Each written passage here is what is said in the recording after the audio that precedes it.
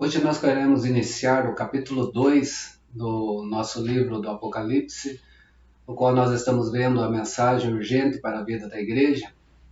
E hoje queremos iniciar falando um pouco sobre o porquê de Jesus enviar as cartas às igrejas que nós temos ali, as 7 igrejas do Apocalipse da Ásia Menor, que hoje é a região da Turquia, né, que nós conhecemos e também em voga hoje, né, por causa do que está acontecendo lá após o terremoto e, né, o sofrimento daquele povo, né, o qual nós temos que pedir a bênção do Senhor, a graça do Senhor sobre cada um deles também, né, para que Deus mostre sua graça, sua misericórdia na vida desse povo que está passando por lutos, por dificuldades, sem moradia, com falta até mesmo de recursos básicos, né? Nós, como igreja, precisamos também colocar esse povo na presença de Deus.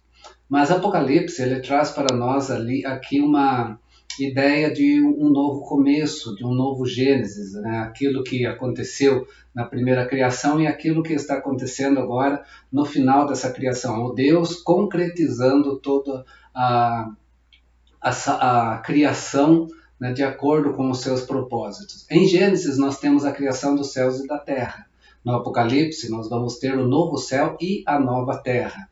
Em Gênesis nós vemos Satanás aparecendo, no Apocalipse Satanás está sendo derrotado definitivamente.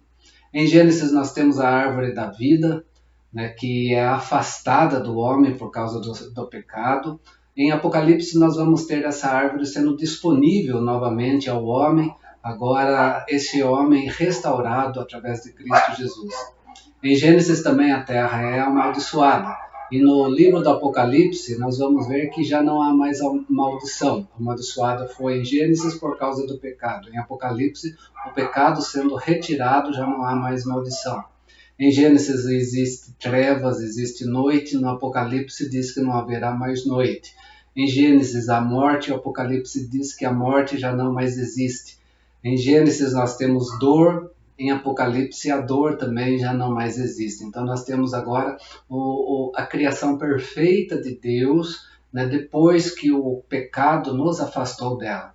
Então nós temos essa questão do novo Gênesis em Apocalipse, aonde nós entramos de fato e definitivamente no descanso do Senhor, ou no dia do Senhor, né, o dia daquilo que nós entendemos como Shabat, mas o verdadeiro Shabat, o Shabat eterno que nós temos, né, que é o descanso do Senhor. Mas enquanto isso, Jesus então está se mostrando diante da sua igreja que caminha para esse novo céu e nova terra que virá. E antes de manifestar o seu juízo ao mundo, Jesus é aquele que primeiro vai manifestar isso à sua igreja. Jesus está no meio da sua igreja. Isso que Gênesis está falando para nós, né? Antes de trazer a realidade do que está acontecendo no mundo, então Gênesis está trazendo, a Apocalipse está trazendo primeiro a realidade do que acontece na vida da igreja.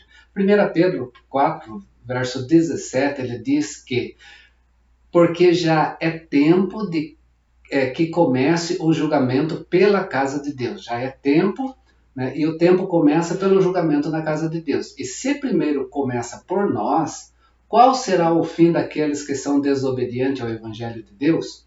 Então nós precisamos olhar para tudo isso, né? O juízo de Deus, em primeiro lugar, acontece no seio da sua igreja, na forma com que a sua igreja está sobre a face da terra. Nós estamos falando muito em fim dos tempos, em volta de Cristo, mas como nós estamos de fato como igreja, né? E como que essa igreja vai se apresentar a Jesus Cristo, porque primeiro o juízo vem sobre ela, é o que diz aqui o texto para nós. Por isso então que Jesus fez o quê? Ele mostrou o seu julgamento para as 7 igrejas, né? O seu julgamento que está ali do capítulo 1 até o capítulo de número 3. No capítulo 1 ele se mostra no meio da sua igreja, capítulo 2 e 3 então vem mostrar ali a realidade de como Jesus olha para a vida da sua igreja. Antes de fazer o quê? Antes de mostrar o seu juízo, o seu julgamento ao mundo. Apocalipse 4 até o capítulo 22 nós temos o julgamento ao mundo, mas os 3 primeiros capítulos desse livro, então, está em relação à igreja. Nós já vimos algo sobre isso, mas eu vou voltar a essa pergunta. Por que 7 igrejas se havia mais igrejas na Ásia?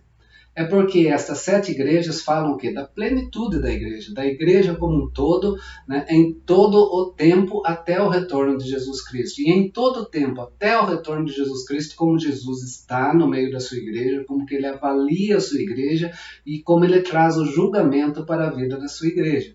Então essas igrejas representam a igreja em todo lugar, em toda a época, desde o seu nascimento até a sua subida, né? Até essa igreja gloriosa que estará na volta de Jesus Cristo. Estas 7 igrejas não são 7 períodos distintos da igreja, como ensina, então, aquela visão dispensacionalista, né? Histórica dispensacionalista de 7 momentos distintos na vida da igreja. Não é dessa forma que nós entendemos e não é dessa forma que o livro vai colocar para nós, e a gente vai entender isso ao longo da história das 7 igrejas.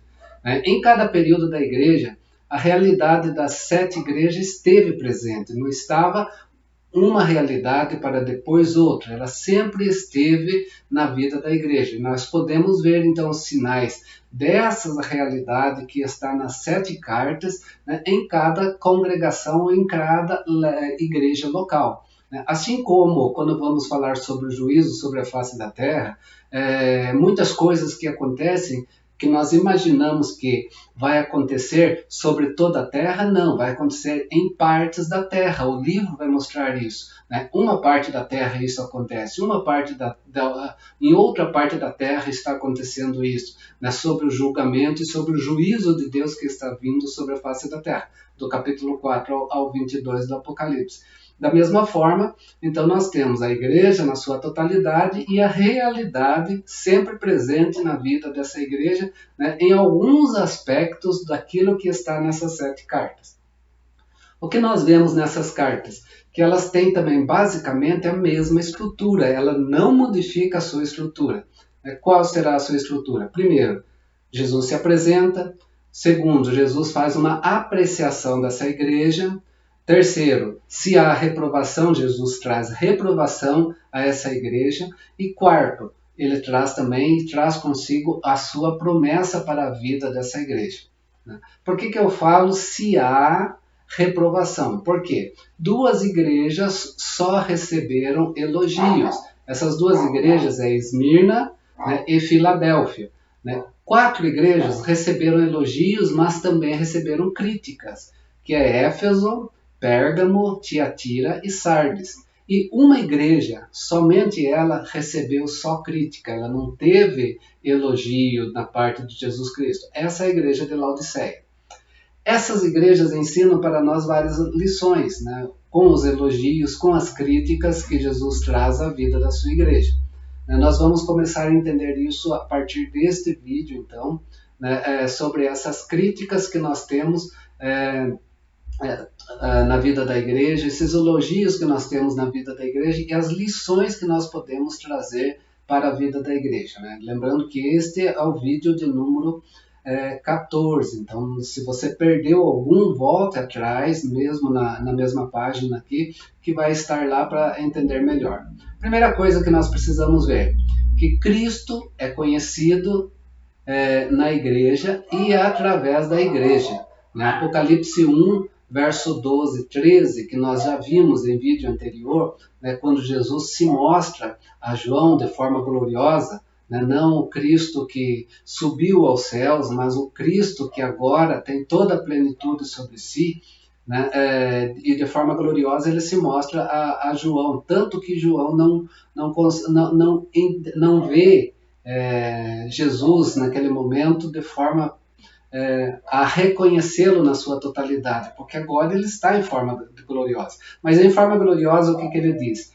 E virei-me, né, João falando, para ver quem falava comigo, né, que o anjo falava a ele. Ele virou e viu 7 castiçais de ouro, né, os 7 candelabros de ouro, né, os 7 candeeiros. Né, e no meio desses 7 castiçais, né, os 7 castiçais, os candeeiros, representam a igreja. né, nós já vimos em vídeo passado, e no meio dos 7 candeeiros, ou presente, né, sendo o centro dessas igrejas, um semelhante ao Filho do Homem, vestido até os pés com roupas compridas e cingindo pelos peitos com cinto de ouro, né, Jesus Cristo, né, glorioso, se mostrando, né, o sumo sacerdote eterno, o Rei dos Reis, o Senhor dos Senhores, se apresentando e se mostrando então a João nesse momento. Né? Nesse momento, João não reconhece Jesus de imediato, né? Porque Jesus está em forma gloriosa agora. Né? Agora, Jesus então vai se dar a mostrar a João todas essas coisas. Então, antes de ver Cristo, João primeiro viu os 7 candeeiros, né? Ou a plenitude da igreja sobre a face da terra. Né? Não é o relato de 7 períodos da igreja, mas a plenitude. Só depois, então, ele vê Cristo glorificado na igreja, né? E Jesus se colocando no meio dessa igreja. Né? Jesus Cristo está no meio da sua igreja, né? E ninguém verá o Cristo fora da igreja. É isso que a visão está mostrando para nós. Né? Como ver Cristo? Cristo está no meio da igreja. Né? Para ver Jesus Cristo no meio da igreja, de forma gloriosa, né? Fora da igreja não consegue ter essa visão de Cristo. Por quê? A salvação é por meio de Jesus, mas ninguém poderá ser salvo sem fazer parte da sua igreja. Né? A igreja que ele edificou, o seu corpo, né? Conforme o Novo Testamento fala. Salvação vem por Cristo Jesus. E quem é salvo precisa estar aonde? Na sua igreja. Não existe os desigrejados, como nós vemos muitos querendo se colocar hoje como fora da igreja e vivendo Cristo. É inconcebível, porque ele é a noiva do Cordeiro e ele está no meio da sua igreja. E é ali, segundo a visão de João aqui, que ele está de forma gloriosa se manifestando à sua igreja. Tanto é que Cristo valoriza a sua igreja. Né? Ele se dá a conhecer no meio dela. É no meio dela que ele se faz conhecer. E não à parte dela. Não existe uma igreja à parte. A igreja é esse todo. Né? É esse corpo, mesmo que na sua diversidade. Né? Hoje, muitas pessoas querem Cristo, mas não querem comprometimento com a igreja. Eu vou dizer que isso é impossível, porque Cristo se faz presente no meio da sua igreja. A atenção de Cristo está voltada para a sua noiva, para a sua igreja, e ele ocupa o centro da atenção dessa igreja também.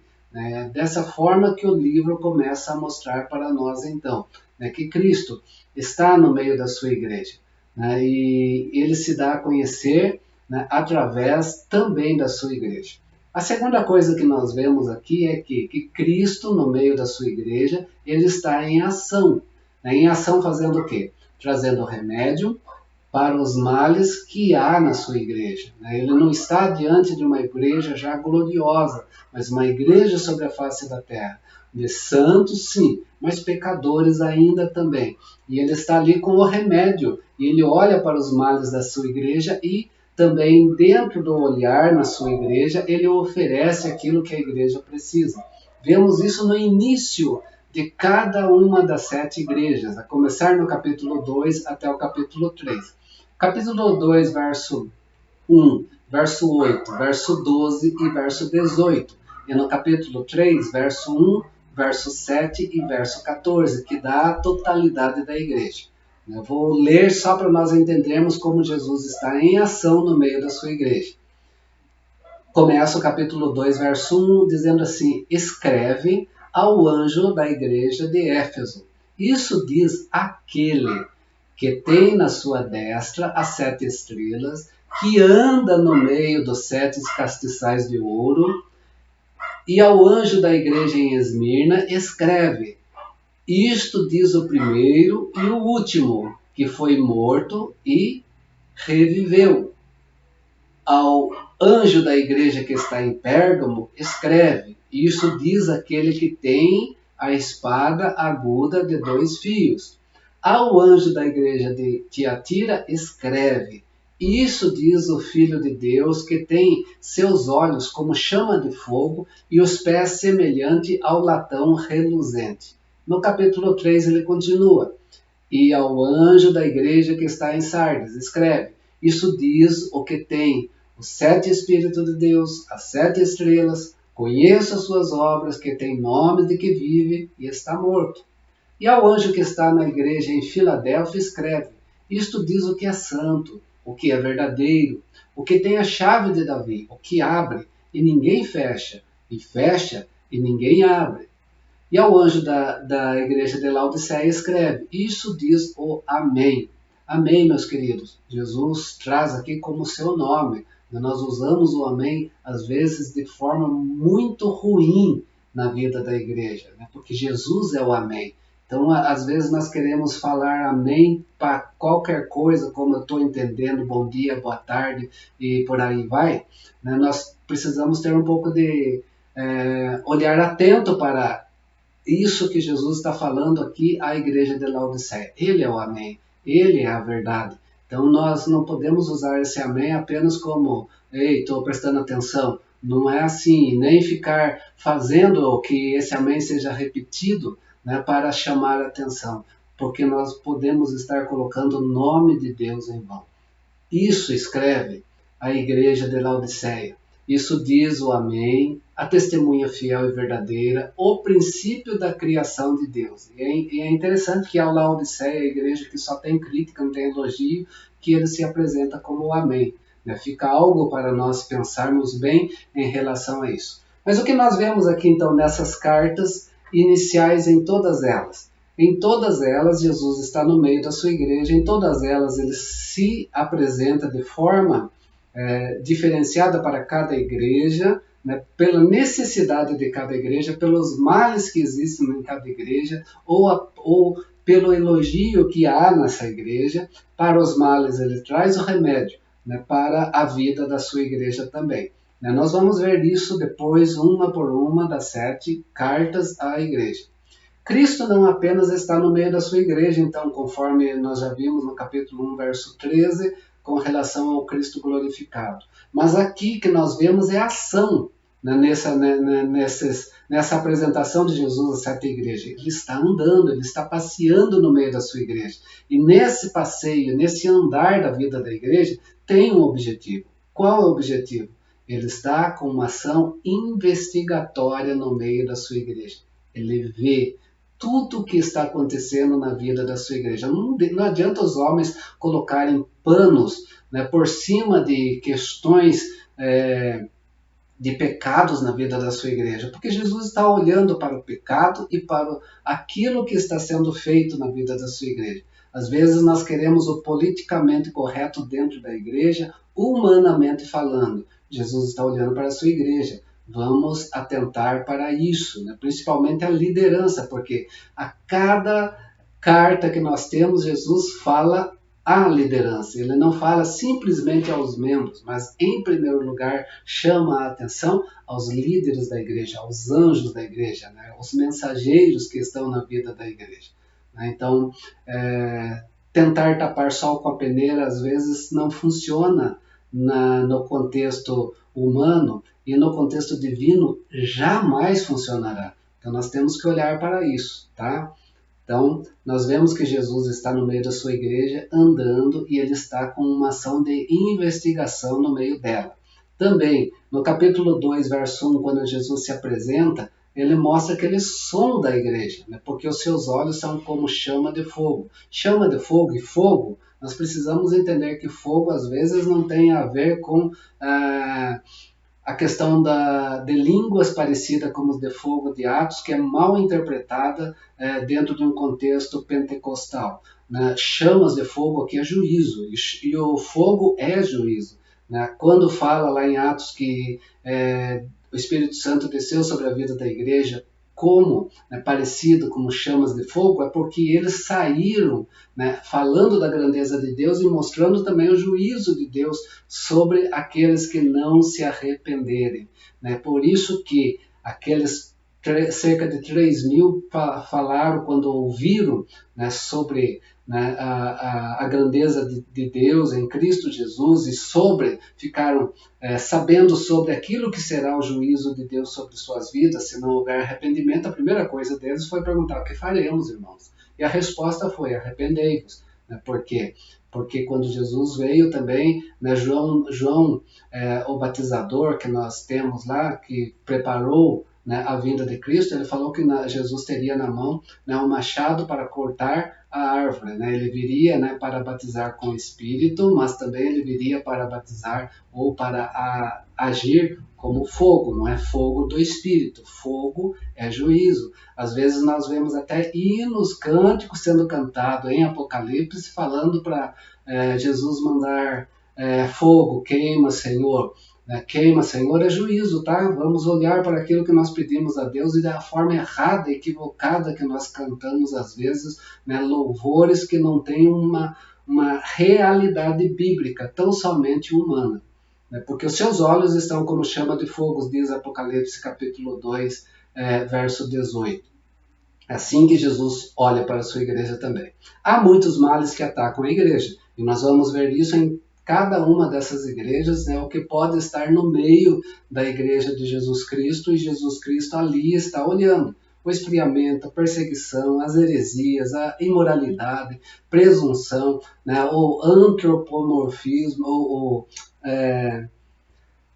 o homem se destacando, né, no culto antropológico, né, não culto cristológico, em vez de ter a teocentridade de Deus na vida da igreja, muitas vezes tem a vontade humana na vida da igreja. Jesus está olhando para tudo isso. Olha para uma igreja apática, para uma igreja que é só religiosa, né, mas não uma igreja que de fato vive o seu amor, a sua vontade na presença de Deus. E Jesus está olhando para a vida da sua igreja. Ele se apresenta para cada igreja olhando para o mal que existe nela.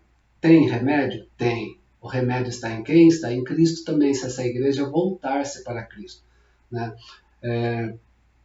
Olhando para cada uma das igrejas agora, meio rápido, só para nós pegarmos um resumo, e no próximo vídeo a gente vai continuar esse resumo. Então, como Jesus se apresenta para cada igreja com um remédio para o seu mal? Para a igreja de Éfeso, Éfeso que surgiu a 3 quilômetros da antiga Éfeso, na cidade de Selçuk, né, hoje que nós temos ali na Turquia. A Éfeso havia perdido o seu primeiro amor. Jesus então se apresenta como aquele que anda no meio da sua igreja, segurando a liderança na sua mão, né, como o seu pastor superior, né, e olha para essa perda que essa igreja tem do seu primeiro amor. E ele está dizendo: eu vejo tudo, eu conheço tudo. Para a igreja de Esmirna, né, que hoje atualmente é chamada de Izmir, né, conhecida como a maior cidade da Turquia asiática, né, para ela ele está passando, né, e olhando para o sofrimento, para as perseguições, para a morte, para o martírio que essa igreja estava enfrentando. E Jesus então se apresenta como aquele que esteve morto e tornou a viver. Né? Jesus então venceu a morte, e por ele vencer a morte, ele é o remédio para quem está enfrentando perseguição e morte. Né? Isso no contexto da igreja de Esmirna. Para a igreja de Pérgamo, a atual cidade de Pérgamo está aos pés hoje da antiga Pérgamo dos romanos, e as suas ruínas mostram a riqueza e a importância que tinha essa cidade. Jesus olha para Pérgamo e para a igreja de Pérgamo, que estava então misturando com o mundo, perdendo o seu senso da verdade, né? Queria viver Cristo, mas queria viver também o mundo. Essa era uma igreja bem antropocêntrica, trazendo o mundo para dentro de si. Jesus se apresenta como aquele que tem a espada afiada de 2 gumes, que exerce juízo e separa a verdade do engano. Pérgamo tinha um conflito entre verdade e engano. Nós vamos ver isso em Apocalipse 2, verso 14. Para a igreja de Tiatira, hoje, atualmente, no mesmo lugar existe uma cidade que regula porções, chamada Akshizar. Para essa igreja, então, que estava tolerando a impureza, caindo na imoralidade, Jesus se apresenta como aquele que tem os olhos como chama de fogo, né, e os pés semelhante ao bronze polido, A gente vai entender tudo isso.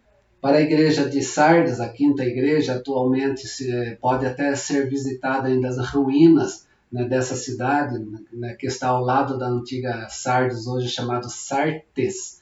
Né? Jesus olha para essa igreja que tinha fama de ser uma igreja viva, né, uma reputação de uma igreja cheia de testemunho e vida, mas não era a sua realidade. Jesus se revela como aquele que tem os 7 Espíritos de Deus e as 7 estrelas. A igreja tinha fama, mas não realidade. A igreja tinha aparência de vida, mas era uma igreja que estava morta. E Jesus olha para essa igreja da forma que ela está.